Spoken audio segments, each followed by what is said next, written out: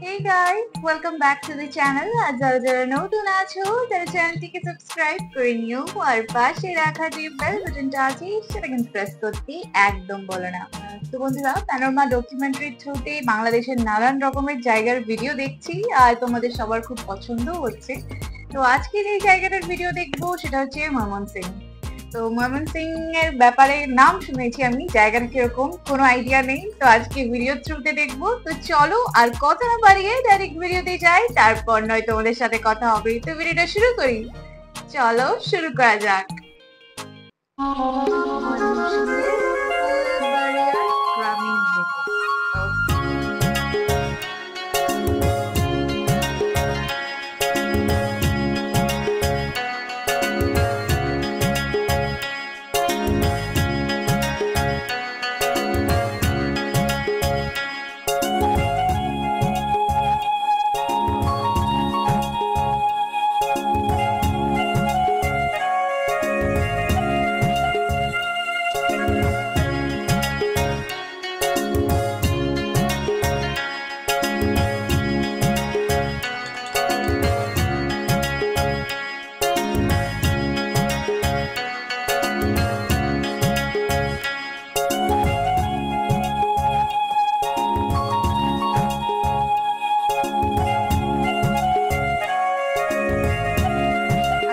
হয় নাকি, সেখানে বেশি ভালো।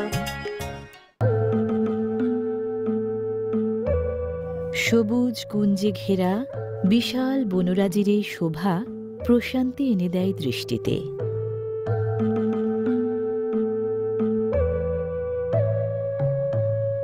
ময়মনসিংহের ফুলবাড়িয়া উপজেলার নাওগাঁও ইউনিয়নের সন্তোষপুরে অবস্থিত এই বনাঞ্চল বিশ্বের অন্যতম জনপ্রিয় ও বিশ্বস্ত অনলাইন বুকমেকার প্ল্যাটফর্ম ওয়ানেক্সাইটে এখন মাত্র 500 টাকা ডিপোজিট করে আমার ভিউয়ার্সরা 50,000 টাকা পর্যন্ত রিওয়ার্ড জিতে নিতে পারে। হ্যাঁ, সেই সাথে ইনস্ট্যান্ট উইথড্র মাত্র 2 মিনিটে সরাসরি আপনার ব্যাংক অ্যাকাউন্ট বা মোবাইল ওয়ালেটে। আমি এই কৌশলটি শেয়ার করতে যাচ্ছি, তাই মনোযোগ দিয়ে বুঝে নিন। আপনাকে কেবল এই সহজ কিছু পদক্ষেপ গেলেও অনুসরণ করতে হবে। প্রথমে কমেন্ট বক্সে দেওয়া লিংকে প্রবেশ করুন। দ্বিতীয়, রেজিস্ট্রেশন করে 500 টাকা ডিপোজিট করুন। মনে রাখবেন 500 টাকার বেশিও করবেন না, কমও করবেন না। আর অবশ্যই রেজিস্ট্রেশন করার সময় আমার প্রোমো কোড PGR ব্যবহার করুন এবং ডিপোজিট করার পরে মাত্র 1 মিনিট অপেক্ষা করুন। আর চেক করে দেখুন আপনি আপনার আকাঙ্ক্ষিত রিওয়ার্ড পেয়ে গেছেন। এখন আপনি খুব সহজেই এই রিওয়ার্ড নিজের ব্যাংক অ্যাকাউন্ট বা মোবাইল ওয়ালেটে তুলে নিতে পারেন। আমার সাবস্ক্রাইবার জয়া, সমান্ত, পাপ্পু ইতিমধ্যেই 50,000 টাকার রিওয়ার্ড পেয়েছেন। মনে রাখবেন এই অফারটি শুধুমাত্র ডিপোজিটের জন্য এবং 100% কাজ করছে এবং এই সুযোগটি মাত্র 3 দিনের জন্য। তাই আর দেরি না করে এখনই আমার পিন কমেন্টে থাকা লিংকটিতে ক্লিক করুন আর রেজিস্ট্রেশন করে ফেলুন এবং আমার প্রোমো কোড PGR ব্যবহার করে ডিপোজিট করুন।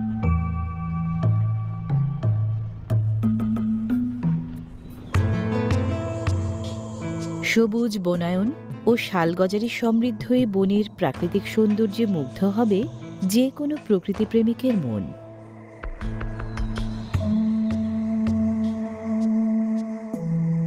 আকাশ ছোঁয়া নানা জাতের বৃক্ষের ফাঁকে ফাঁকে এখানটায় জমেছে প্রচুর পরিমাণে বেত গাছ। অযত্ন অবহেলায় বেড়ে উঠলেও দেশব্যাপী বেতের তৈরি আসবাবপত্রের দারুণ চাহিদা। এর পাকা ফলও অনেকেরই প্রিয়।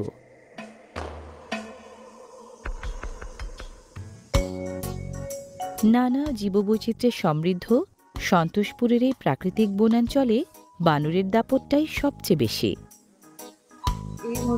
হ্যাঁ, বানর এগুলো এখন দেখতে পাই না। আমাদের এখানে ওই লাঙ্গুর গুলো আসে, মুখ পোড়া বাদর যেগুলোকে বলি। বুদ্ধিমান এই প্রাণীগুলো মানুষের কাছাকাছি থাকতে বেশ পছন্দ করে। সাধারণত এরা আক্রমণাত্মক নয়, বরং মানুষের সঙ্গ যেন উপভোগ করে।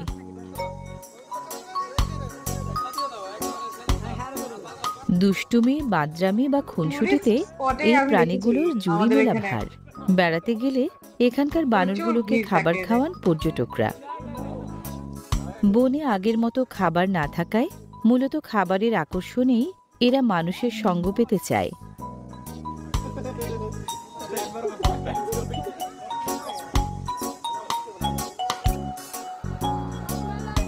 সন্তোষপুরের মাটিতে আনারসের চাষাবাদ ভালো হয়।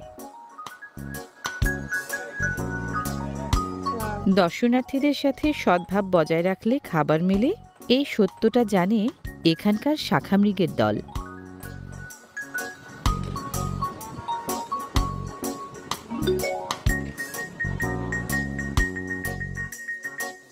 বন বিভাগের তথ্য মতে এখানে প্রায় ৫ শতাধিক বানর আছে।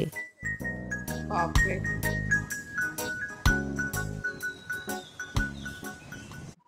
তো অ্যাটাক করার কোনো ইনসিডেন্ট এমন হয়নি? সন্তোষপুর বনাঞ্চলের আমার তো প্রায় বড্ড ১০৬ দেখে ভয় একর লাগে জমি সত্যি। নিয়ে গড়ে তোলা হয়েছে রাবার বাগান। ৮০-র দশকে বনশিল্প উন্নয়ন কর্পোরেশনের নিপুণ হাতে তৈরি হয় এই বাগান।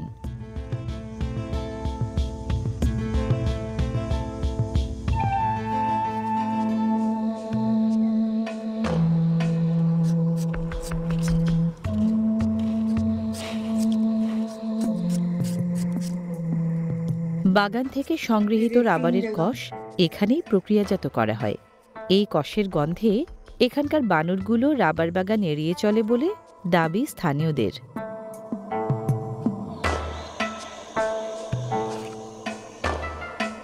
রাবার গাছ থেকে ট্রেপারদের কষ আহরণের দৃশ্য এবং কষ থেকে রাবার উৎপাদন ও প্রক্রিয়াজাতকরণের দৃশ্য পর্যটকদের বেশ আকর্ষণ করে। বনের ভেতরের রাস্তাগুলো প্রায় একই রকম, তাই বেড়াতে গেলে সাবধানতা অবলম্বন করা ভালো। হঠাৎ দেখে মনে হবে যেন গাঢ় বনানীর বুক চিরে বয়ে চলেছে সবুজ এক উত্তাল তটিনী। এই জায়গাটা কি সবুজ সুন্দর। ফসলের সতেজতায় উচ্ছলে প্রান্তর যেন মোহময় এক আবেশে ভরিয়ে দেবে যে কারো অন্তর।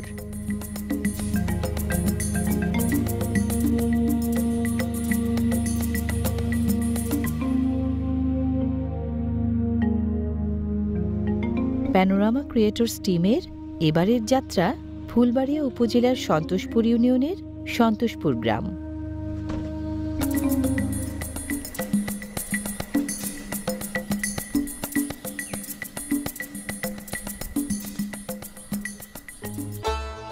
গায়ের বাড়িগুলো যেন ছবির মতো।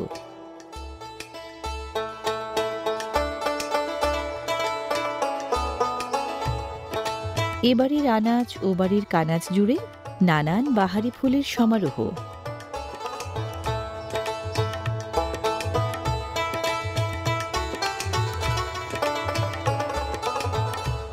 পানিতে ভিজিয়ে মাটিতে মাটি জুড়ে দক্ষ হাতে তৈরি হচ্ছে উঠানের বর্ধিত অংশ। উঠানের এক কোণে নতুন কাঁথার শুভ সূচনা হল চিরকালীন দক্ষ ছন্দে।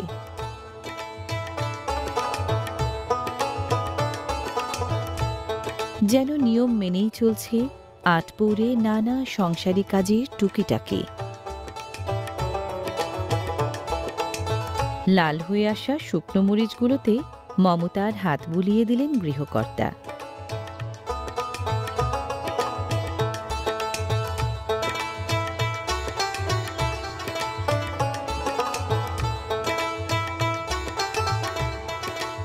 রান্নার কাঠ সংগ্রহের পর জড়ো করে রাখা হচ্ছে এক জায়গায়। নির্দিষ্ট সময়ে ব্যবহারের উদ্দেশ্যে মাচানে সংরক্ষণ করা হচ্ছে কাঠগুলো।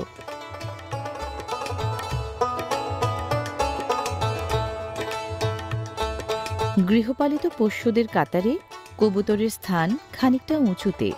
আদুরে এই পোষ্যটি দ্রুত বংশবিস্তারে পারঙ্গম।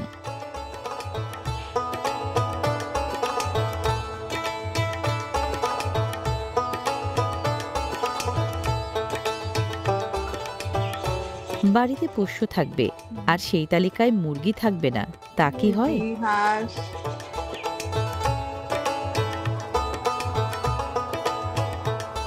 সন্তোষপুর গ্রামের অবারিত খোলা প্রান্তরে গড়ে উঠেছে মুরগির খামার। স্বাস্থ্যকর মুরগিতে এখানে মেলে মাংস ও ডিমের পুষ্টি। প্রতিদিনই এখান থেকে ডিমের চালান চলে যায় আশপাশের বাজারগুলোতে।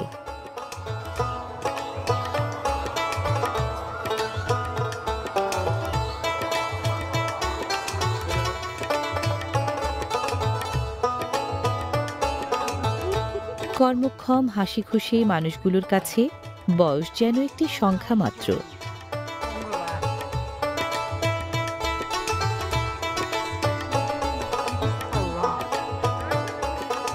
একান্ত অবসরে একটু পান সুপারির আসর জমলে মন্দ হয় না।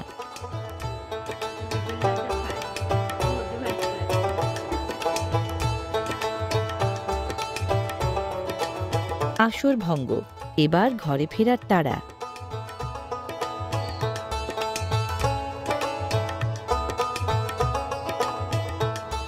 এখানটায় বর্ণিল শৈশবের শুরুটা রাঙিয়ে দিয়েছে দোদুল দোলার দোলনা। সন্তান বাৎসল্যে মায়ের অন্তর এতটাই সমৃদ্ধ যে হাজারো রত্নভাণ্ডারের সাথে তার তুলনা চলে না।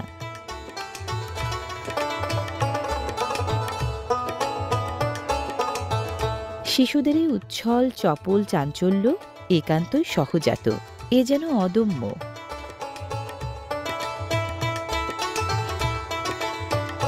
দল বেঁধে কাদামাটি দিয়ে শিশুদের এই রান্নাবাটি খেলা যেন আপনারই শৈশবের এক খণ্ডচিত্র। কোমলমতি শিশুদের মনোজগৎ এখনো ডিজিটাল ডিভাইসের রাক্ষসে থাবামুক্ত।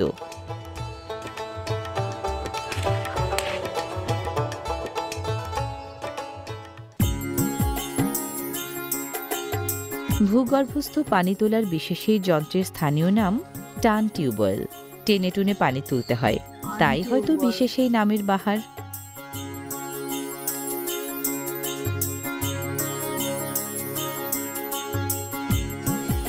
বাহারি নয়, অতি সামান্য হলেও মাটির মায়ায় গড়া এই হেঁসেলে যা তৈরি হচ্ছে তা বুঝি রাজভোগের চেয়েও কোনো অংশে কম নয়।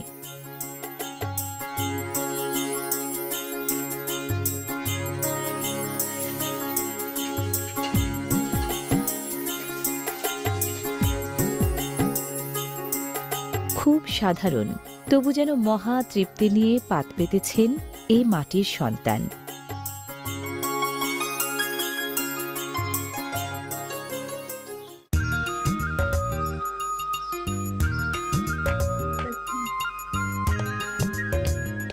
প্রাণ প্রকৃতি অধ্যুষিত এই জনপদ ফুলবাড়িয়া সদর থেকে প্রায় 18 কিলোমিটার দূরে। রঙিন টিনে তৈরি হচ্ছে রঙিন স্বপ্নের ঘর। ছোট ছোট স্বপ্নগুলো জুড়েই তো তৈরি হয় বিশাল স্বপ্নকাব্য। ঘরটা কিউট লাগবে কিন্তু গরমে। গ্রামের বেশিরভাগ বাড়িঘর টিনের তৈরি। টিনের ঘর খরচ সাশ্রয়ী, দ্রুত নির্মাণযোগ্য এবং দারুণ সব নকশায় সজ্জিত করা যায়। এই গ্রামের পরিপাটি নকশাদার বাড়িঘর যে কারো মন ছবিতে কাড়বে। আঁকার মতন।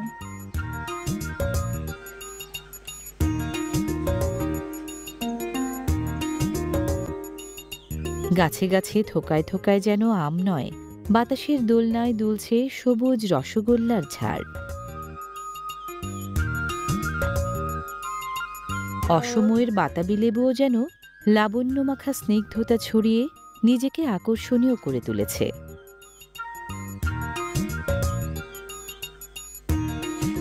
সবুজ ঘাস গবাদি পশুর প্রিয় ও অন্যতম প্রধান খাবার। ঘাসের বিকল্প হিসেবে আনারসের পাতাও বেশ প্রিয় প্রাণীগুলোর কাছে।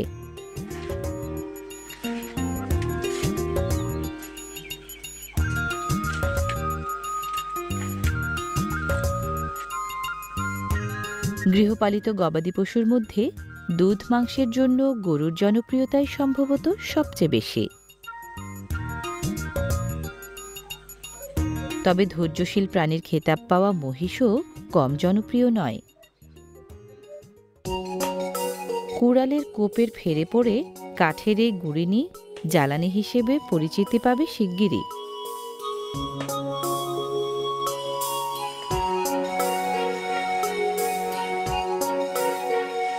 কৃষি নির্ভরে জনপদের মানুষ সরল জীবনযাপনে অভ্যস্ত।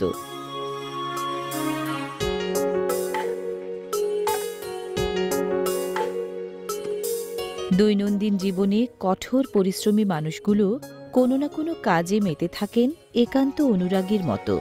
এসব কাজ জীবনেরই অংশ। লাভ ক্ষতির হিসাব না করে কাজ করে যাওয়ার মাঝেই যেন লুকিয়ে রয়েছে প্রকৃত আনন্দ।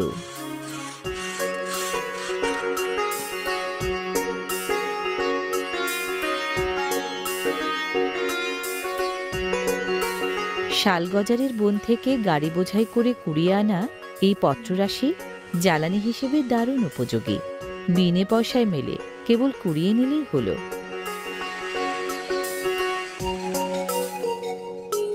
গ্রামের ভেতর দিয়ে বয়ে গেছে এবড়ো থেবড়ো কাঁচা রাস্তা, তাতেই নিয়ত ছোটাছুটির দাপট সাইকেল বা মোটর লাগানো রিক্সা ভ্যানের। গ্রামের নামে রয়েছে একটি সরকারি প্রাথমিক বিদ্যালয়।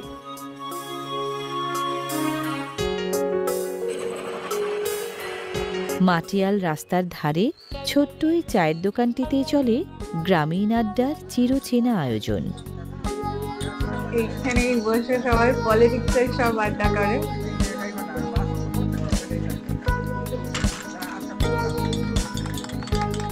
ছেলে বুড়ো মিলেই চলে বেলা অবেলার আড্ডা। আড্ডার একান্ত অনুষঙ্গ হল চা। শহর বা গ্রাম নয়, চায়ের বাঁধনে একাকার হয়ে গেছে সকল স্থানিক দূরত্ব, মিলেছে দারুণ বন্ধনের মজবুত জোড়ায়।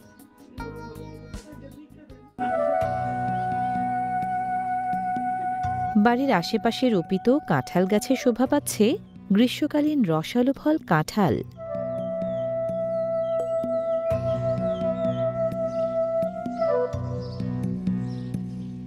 এই গায়ে বেশ কয়েক ঘর গারো এবং বর্মন সম্প্রদায়ের বসবাস।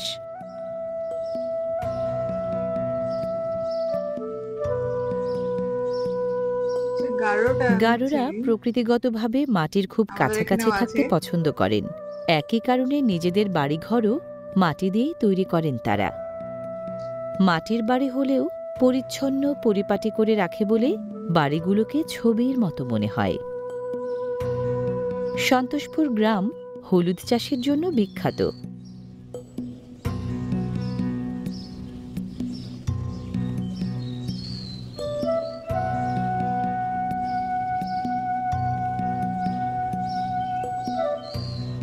এখানকার বেশিরভাগ মানুষই কৃষিজীবী। কৃষির উপর নির্ভর করেই গড়ে উঠেছে তাদের অর্থনীতির ভিত। জীবনযাপনে তাই নেই কোনো অযাচিত আড়ম্বর।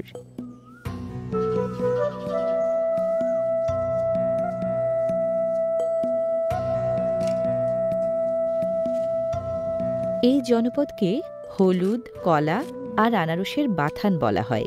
ব্যাপকভাবে উৎপাদন হয় এই ত্রয়ী ফসল। আমি শুনেছিলাম রংপুরে ফেমাস আনারস। আনারসের উদ্বৃত্ত পাতা দিয়ে চলে গবাদি পশুর পাত পূরণের দারুণ জোগাড়।